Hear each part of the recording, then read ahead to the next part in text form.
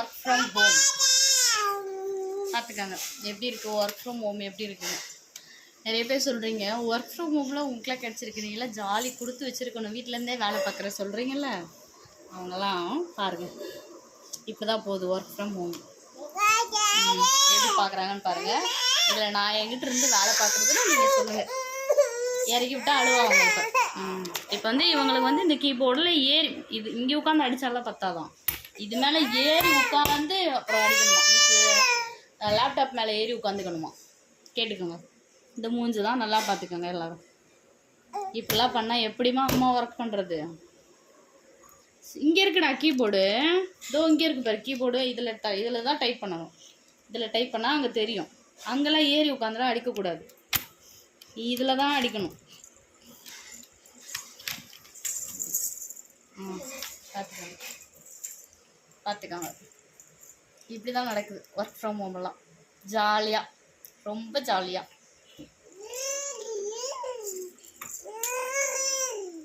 Mouse வேறு use பண்ணணுமா. அவங்க கீபோர்டு மட்டும் யூஸ் பண்ண மாட்டாங்களாம், மவுஸும் சேர்த்து யூஸ் பண்ணுவாங்களாம். பார்த்துக்கோங்க. சந்தோஷமாக இருக்கேன், ரொம்ப சந்தோஷமாக இருக்கேன் ஒர்க் ஃப்ரம் ஹோமில்.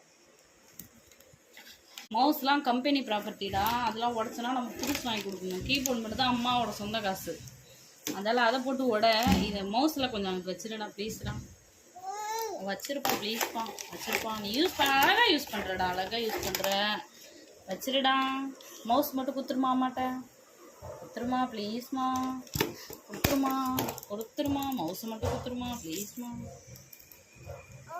நம்ம எதை செய்யக்கூடாதுன்னு சொல்கிறோமோ அதை செய்கிறது தான் இவங்க ஸ்பெஷலிஸ்ட்.